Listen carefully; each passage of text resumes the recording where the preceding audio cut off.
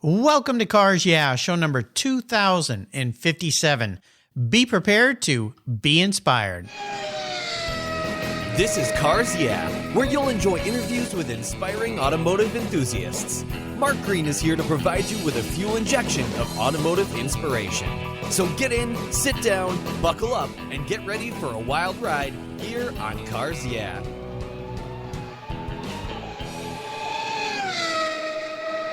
Hello, inspiring automotive enthusiasts, and welcome to Cars Yeah. Today I'm in Tucson, Arizona. I've got some family living there with a very special guest by the name of Courtney Carr. Courtney, welcome to Cars Yeah. Do you have any gear, and are you ready to release the clutch?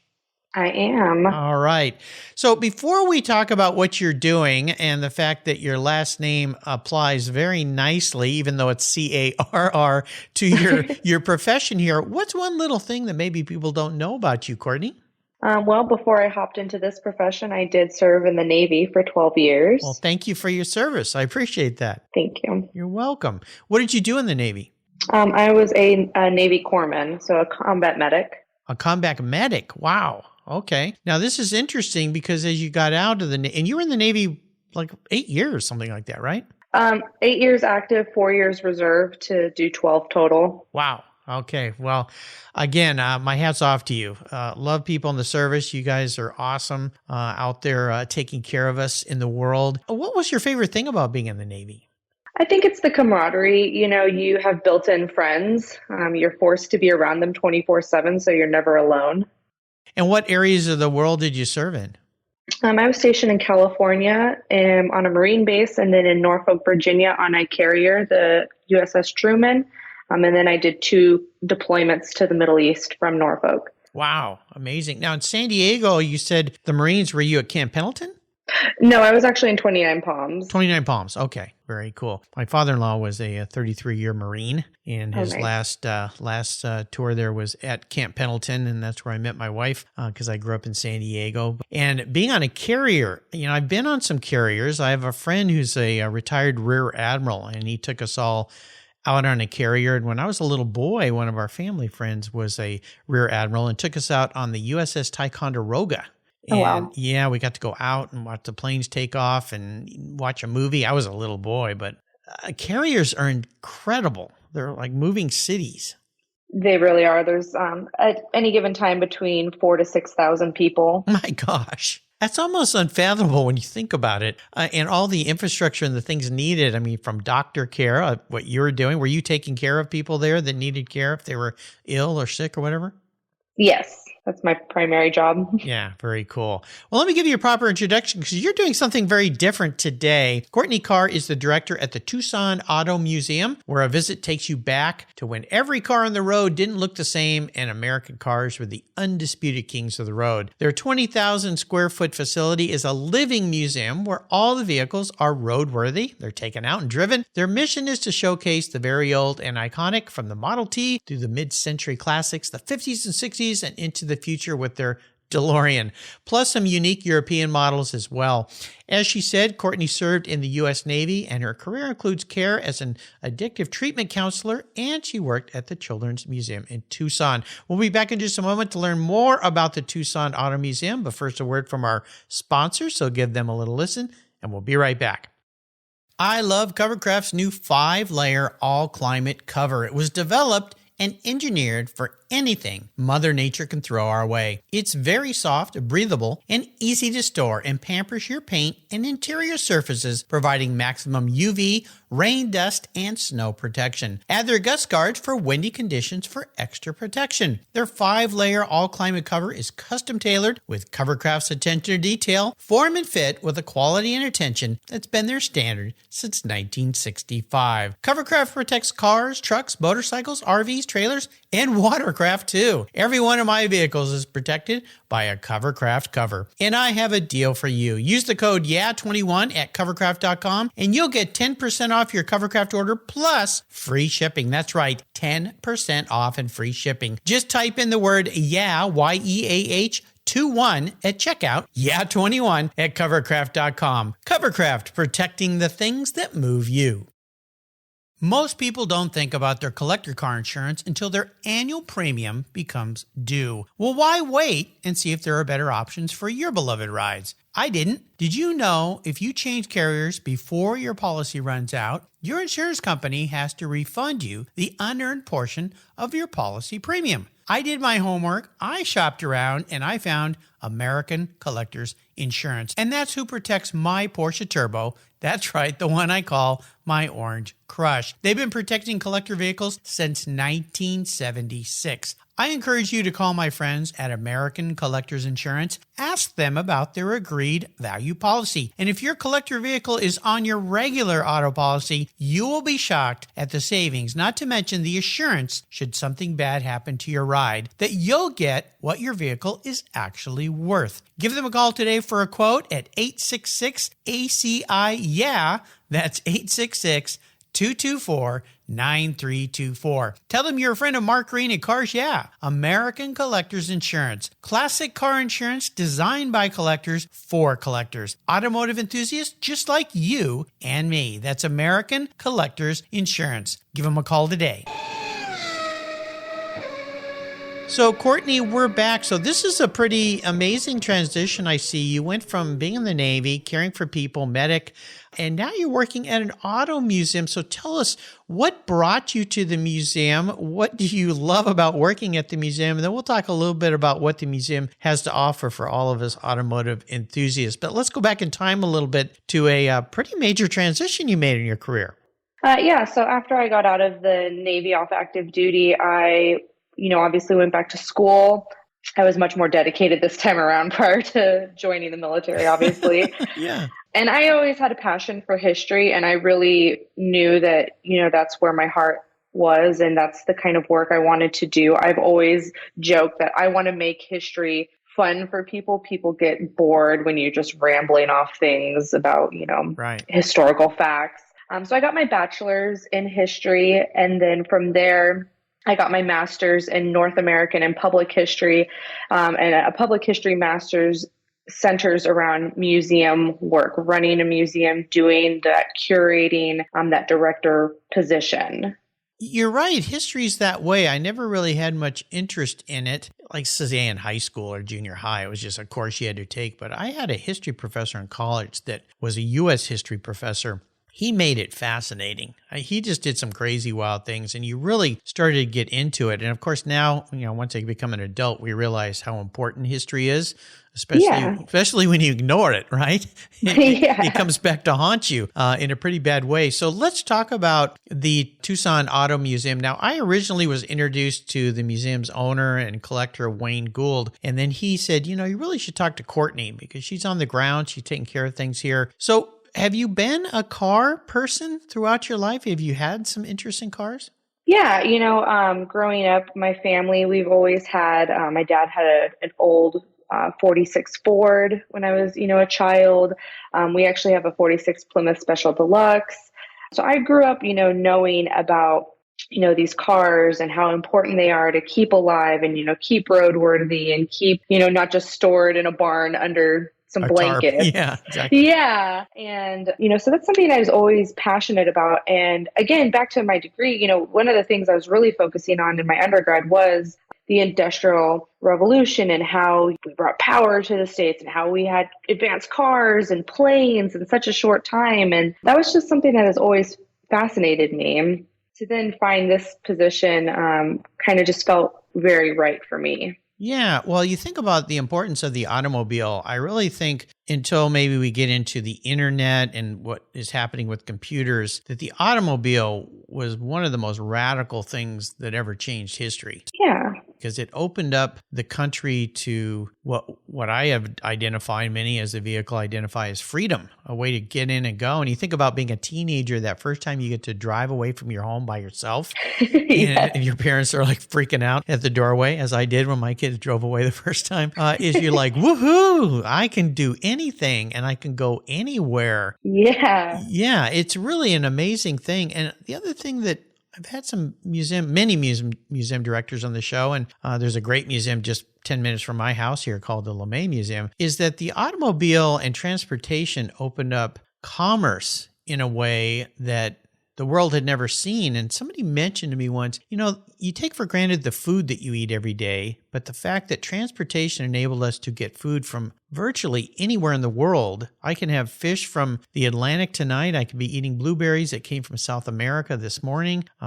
It's pretty phenomenal. So when you look at the Tucson Automobile Museum, many museums have a look or a feel about them. Talk a little bit about the wide variety of cars, because when you go to the website, there's a lot of American cars, but there's also a lot of European cars, but there's a lot of different things there. Very eclectic tastes. Yeah, we like to say that we specialize in kind of that unique, that odd, those not everyday run-of-the-mill vehicles. The owner really does like finding those rare gems, things that are not, seen every day. We can say, oh yes, a Chevy Bel Air, everyone knows what that is. We can say a Hudson Hornet, everyone knows what those are. But when you see our museum, we have things that, when we have visitors come and I talk to them, they're like, I have never heard of this car. What is this? That's the reaction we're looking for. Right. Like a 1948 Davis divan. Yes. And we actually have two of those. Two of them? Oh my gosh. They are new to us within the last month, actually. And there's only 12 in the world remaining. Oh my gosh. Well, it looks like the oldest car you have is a 1913 Model T. Is that right? Correct. Yeah, pretty incredible. And when you take little kids and you show them a car like that, my neighbor across the street had one, and he would take it out for a drive. And when my son was young one time, he pulled up in the driveway and said, "Hey, Blake, want to go for a ride?" And it's something that young kids now look at these things and they think, people actually drove around in this kind of stuff? Yes. Yeah. What are some of the more unique vehicles that you have? I mentioned the Davis, which is one of those cars that I don't think I've ever seen one, and I've been to a lot of places, a lot of car places, but never seen one of those. But what are some of the other really wild rides you have? Well, we have the 1952 Munce Jet. I don't know if you saw it when you were looking at our website. It's the bright purple one. Yeah. And that is a standard color that it came in. Oh, really? Yeah. And it actually got the nickname of Mad Man. And it's just a fun colored car. Yeah. I also really enjoy our 1967 Amphicar. It's a car, but it's also a boat. Yep. Yeah, those are cool. We have a 1954 Kaiser Darren, which is really fun because it actually has pocket doors. Yes, those are neat. Yeah, so you think about, pocket doors, that's something that you use in a home to close off that spare room that nobody likes to look at. Right, yeah. And there it is on a car. Yeah, I remember the first time walking up to one of those at a show with my son, and he went, "Where are the doors?" I go, "Well, they're in the fender." And he's like, "Well, how did they get in the fender?" And I asked the owner if he'd show us, and he was like, "Whoa, that's cool." Yeah. And then we also just got in a new car. It's a 1963 Tatra, which is actually a Czechoslovakian. It's got a really nice, sleek body, something I had never even heard of. Yeah, those are amazing. There were a whole bunch of those on display a couple of years ago, pre-COVID, Pebble Beach. And, yes. And I'd never seen one, much less, I forget how many they had, but several of them. Now, that vehicle, if I'm right, is the motor in the back? It is, yes. Yeah, so they're kind of air-cooled. Think of it like a really odd-looking Volkswagen, like a giant VW Beetle. Yeah. Very, very cool. And I noticed you also have a Daimler, which is something pretty unique, a 64, I believe. Yes, we do have a Daimler, and that is right at the beginning when you walk onto our museum floor, because people love to see that. Yeah, it's such a unique-looking car. Kind of looks like a big bug, but then it's got those kind of fenders in the back that remind you of the 50s fins, but this is a mid-60s car. So when you look at that car, I always go, what was the designer thinking? Yeah, it's got a very bug face front. Yes. But then again, like you said, that nice classic 50s fin rear. Yeah, very different. Now you also have a Batmobile replica, right? We do. So we have the original 66 from the show, and then as well as we have the one from the Michael Keaton movies. Okay. Well, very cool. Well, that's pretty sweet. And as I go through the other one, I love the Gogo Mobile. I just like the name. Oh, right. The 66 Gogo Mobile. Yeah, talk a little bit about that one, because you look at that and you go, what? Yeah, right. It's very fun. It's very tiny. Again, the owner, Wayne, he actually really does enjoy these tinier cars even. In the Gogo Mobile, It's from Germany, and it's just fun. It's tiny. It's got that fun purple sunshade on the Yes, front yeah. Uh-huh. that just kind of adds a little pizzazz to it. It's a beautiful car. And then you're talking about some of the little cars, the 71 Delphine. Am I saying that right? Delphine? The A110. I mean, it looked like a little sports car. It's really cool looking little car. Yeah, it is very cool. It is a fun little car. We've had that for quite some time. And it was one of those, it's a post-war French car. And then, of course, a little funky looking thing, a 69 Subaru 360 Deluxe. I laugh when they call it a Deluxe. Because it's so tiny. Yeah. Yeah. It looks like a bug that's been kind of mushed, like a VW bug mushed in from the sides. So the top went up. Am I describing that right? Yeah. And it's actually nicknamed the Ladybug. Oh, well, that kind of makes sense. Yeah. Yeah. It was kind of the competitor for those tiny Japanese cars that were coming out at the same time. Sure. And, again, it was just the engine and the capacity. It was good, but again, it's very tiny, which brings in the question of safety. Well, yeah. Well, let's talk safety here about the 75 Acoma Mini Comptis.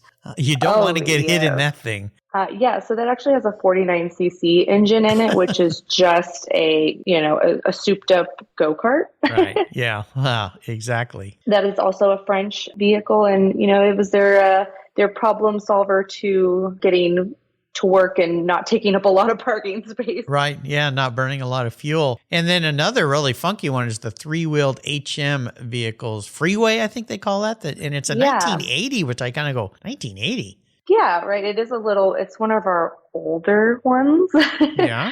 But yeah, that has a 16 horsepower single cylinder engine, but it's also backed by a snowmobile style CVT transmission. Oh my God. Okay. Yeah. So, sense. It's a little bit safer than the Acoma Mini, I guess. Yeah, right. Maybe. Good sales job. But you also have a lot of cool, sleek, the cars I like to get into, a Di Tommaso Pantera, a Ferrari Dino, beautiful Citroens. And then we get into the American Muscle Car, which you've got a nice selection of those as well, right? Yeah, we do have two Mustangs. Those are a big draw when people come in. They like to see those American Muscle Mustangs, and it brings back the nostalgia, especially the 66 convertible. People will go, oh my gosh, look at it. And of course, both of our Mustangs are yellow. So okay, yeah. Well, it's perfect for the desert, especially right now, springtime. All the flowers are blooming out there in the desert. A car you have that's really kind of wild is the 67 Osmobile Tornado, but it's the Mannix version. Yes, and I saw that and I went, what is that? Yeah, so it is the one from the show. And it's a big car with only two seats. You come in and you look at it and you're like, wow, this should seat a family of six. Right. And it's really not.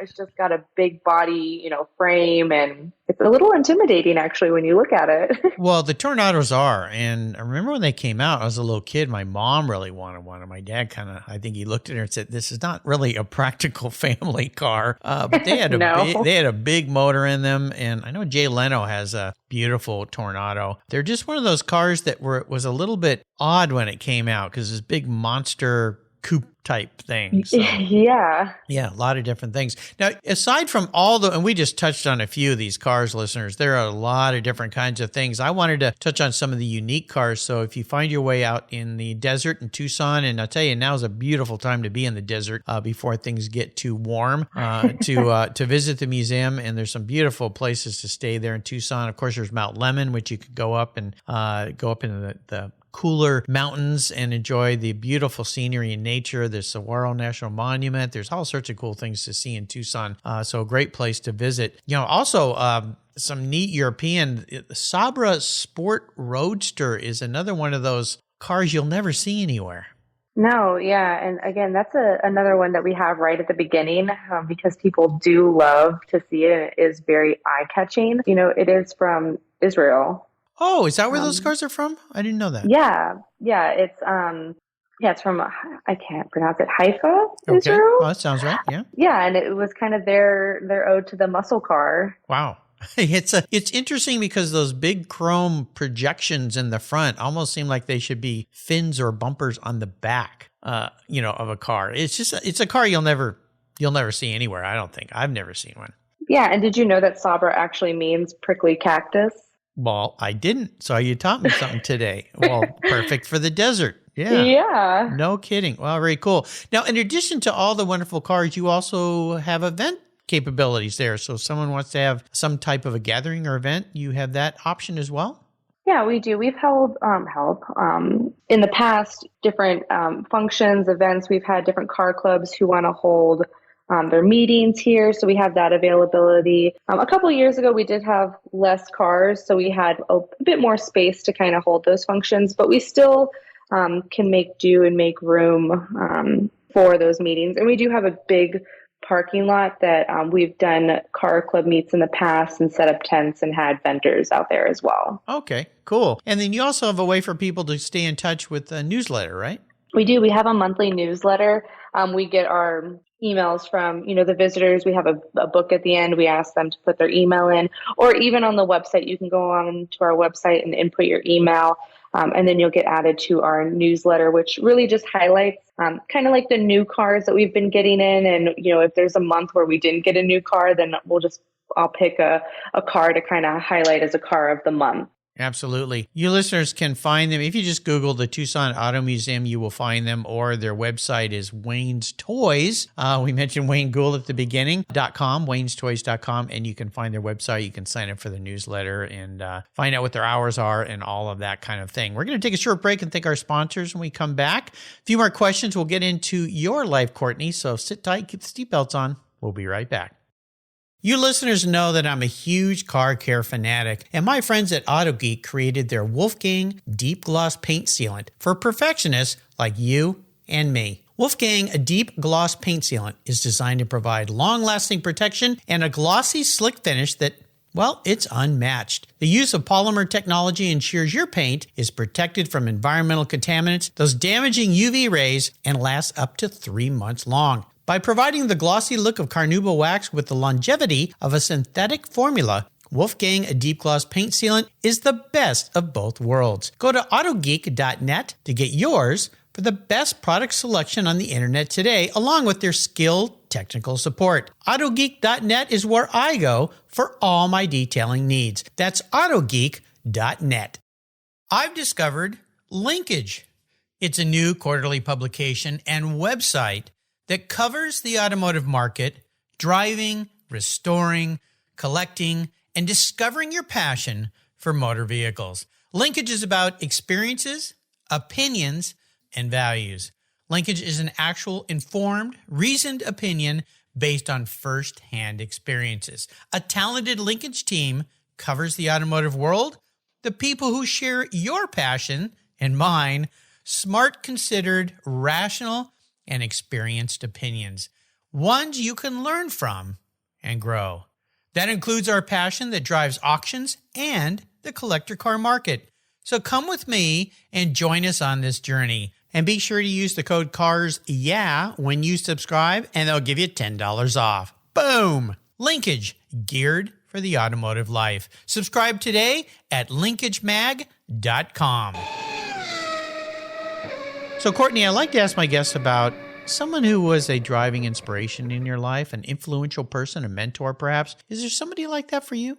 I had several great mentors in the Navy. Thankfully, I did have this one mentor. He was actually an officer for the DC department, which is damage control. They're kind of like the firemen of the ship. And he was an officer, so that meant that they already had those college degrees that I just was not interested in at the time. Sure, yeah. And he was really a driving force of, when you get out of the Navy, you need to pursue your passion. Don't go to school because you think you're going to make a lot of money, becoming a doctor or things of that nature. And, he really pushed me to just follow my dreams and follow my passions. And I'm very thankful to have had a mentor like that versus a mentor who was like, well, you should just do something that gets you those bucks. Makes a good living. Yeah. Yeah. So one of the great things about the military is the personal leadership skills they teach officers. And as people move up through the ranks to, obviously military, you're all about helping your comrades and supporting each other and so forth. But there's been some wonderful, wonderful teachers and people that have come out of the military. And my son was just this morning we were just talking about,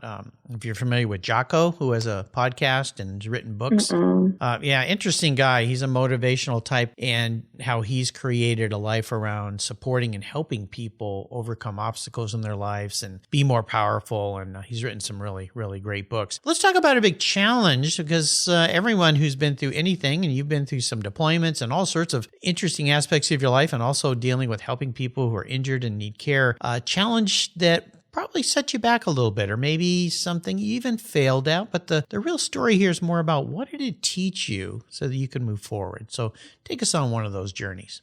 Well, again, I'll just kind of revert back to when I was getting out of the Navy. I got out, I came home from Virginia, I moved back to Arizona, and I had no plan. Yeah. I did not really have a game plan of going to school. I didn't have a game plan of a job. And, I went through a couple months where I was like, well, I'm still technically on my leave from the military. I'm okay to just kind of do whatever. Mm-hmm. And then there was like one day of like waking up and panicking and being like, oh my gosh, I need to get it together. I've got to figure out what I'm going to do with my life. Yeah. Yeah, like I have bills. Yeah, exactly. Thankfully, I was able to get a job rather quickly because of the job I had in the military. Mm-hmm. And I knew that, I would be doing some good work, but I knew that in the long run, I wanted to be in a museum. But that was just kind of a motivator to work. I worked full time through both of my degrees and, made sure that stress kind of motivated me even more to get to where I wanted to be. Amazing how that point in life where you got to grow up and figure out something to do to pay the bills, as you said, is a great motivator. One of the things you did for a while was you worked as a counselor, right?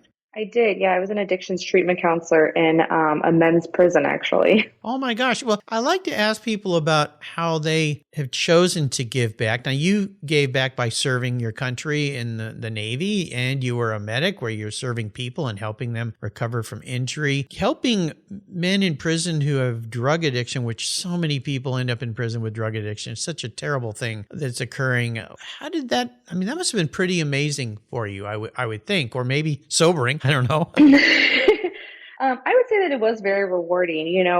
Being a medic, I can give you some Tylenol for your headache, and I know that will help it. Whereas, being an addictions counselor, there's a process, and it's really diving deep into people's pasts and kind of bringing out those dark demons, and then really working through it and, letting them know that there is a light at the end of the tunnel and that prison isn't the end of the road for them.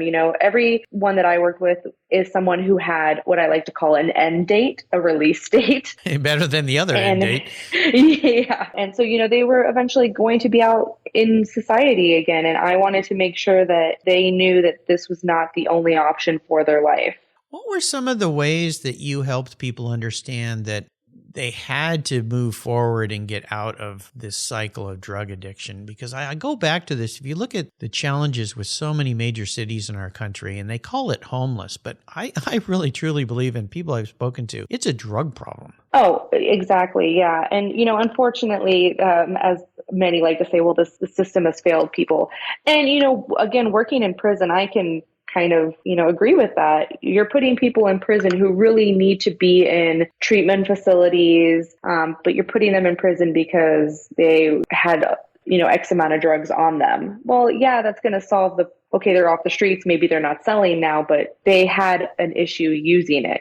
What demons were they battling because of their use? Yeah, what caused that led to their criminal behavior to support that drug addiction and so forth.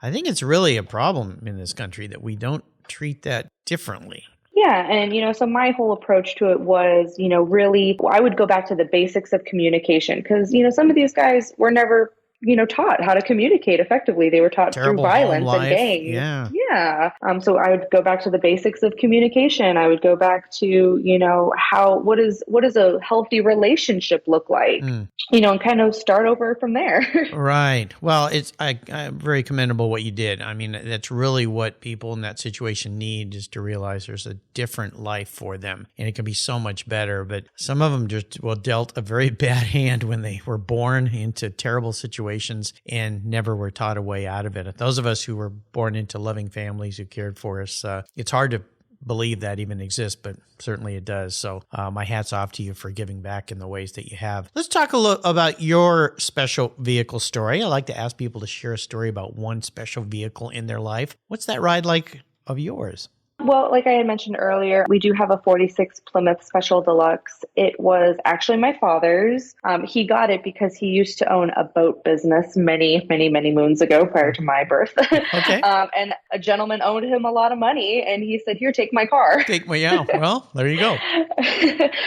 So again, I've just always known about this car from day one, and I would always go out and I would clean it and I would look at it and I would tell my dad someday that is going to be mine. And it now is.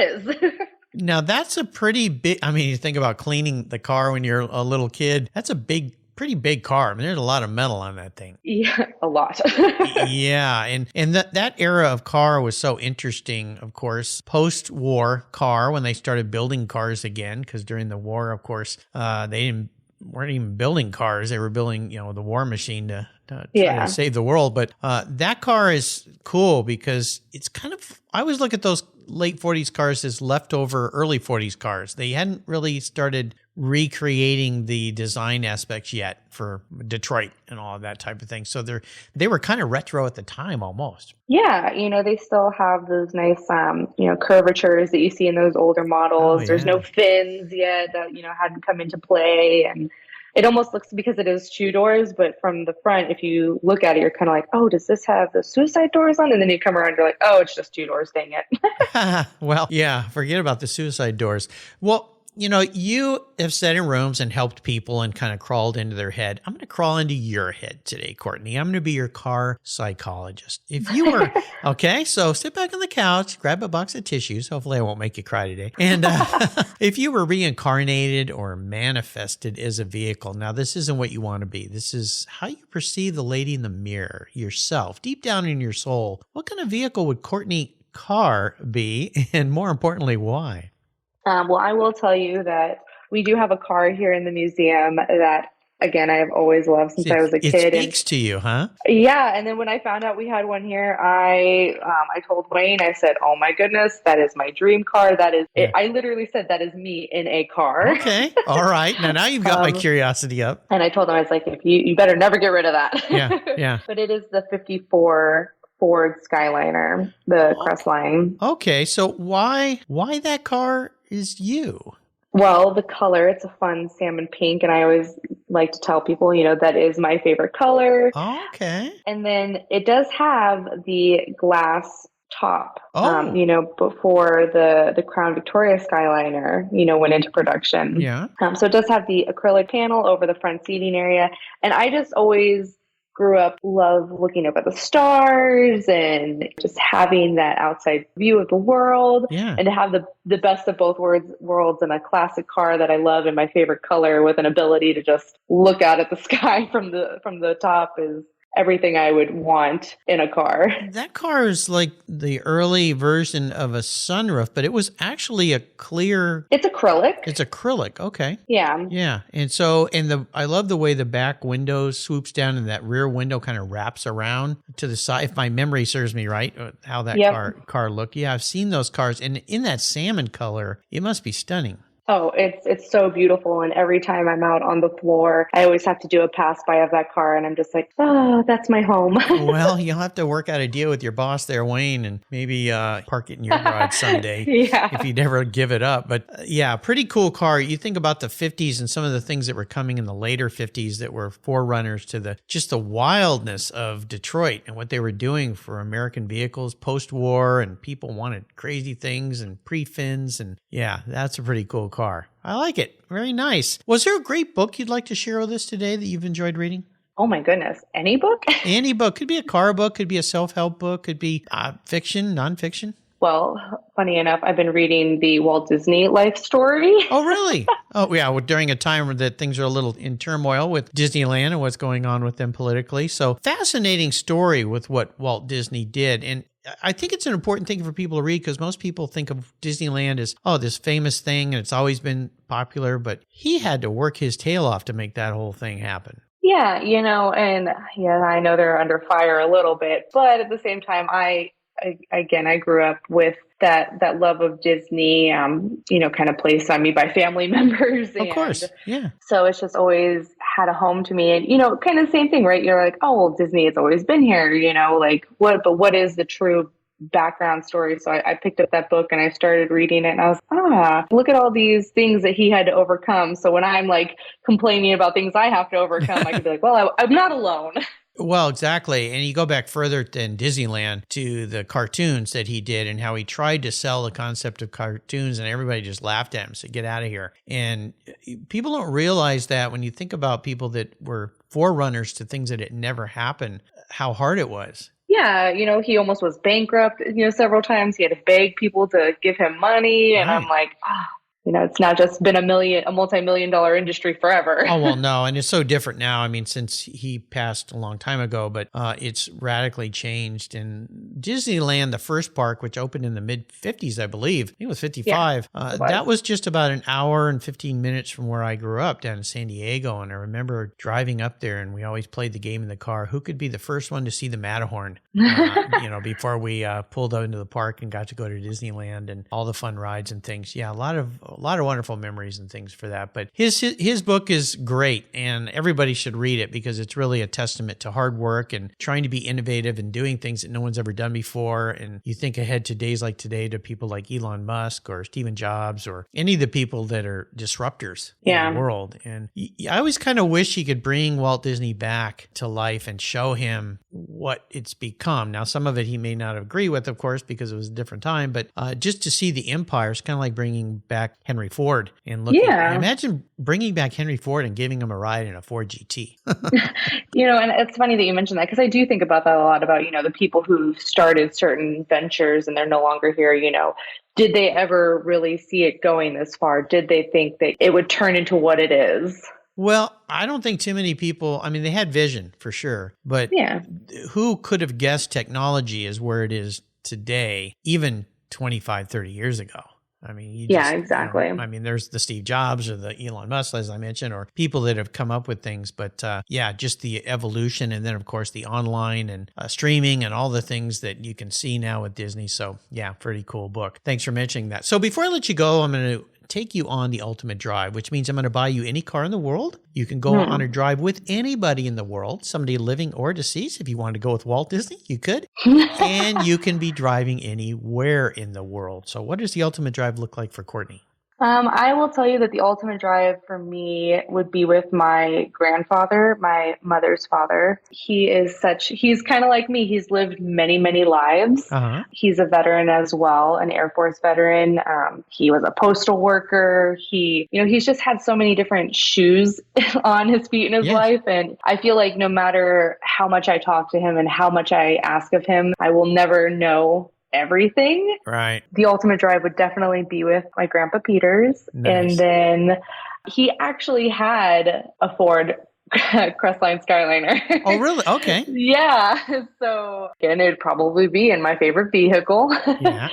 And I'd probably be driving. He is in his 90s. He does still drive, though. Oh, really? Good. Yes. So he's still in your life. Well, that's wonderful. Yeah. Oh, yeah. I'll take the drive for this one.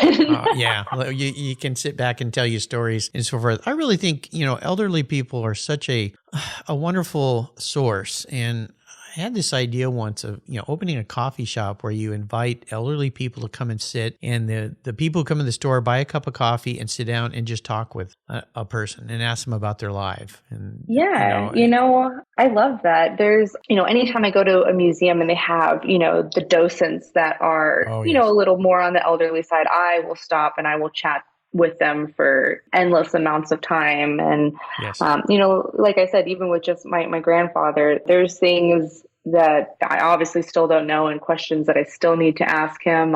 And again, there's just a full life of stories that he has, and he's hilarious. So I know I would just, my stomach would be aching from laughing so much. Well, you're very blessed to have him in your life and still have him in your life. I never really knew my grandparents that well because they lived so far away. They were in Texas. I was in San Diego. And the few times I got to visit them on their farm in Texas was like going to an alien planet almost for me, coming from the beach in San Diego Diego to a farm in the northern part of Texas with cows and bulls and horses. And and there's so many things I wanted to ask my grandfather, but I just never had a lot of time to do it. So you're very, very fortunate.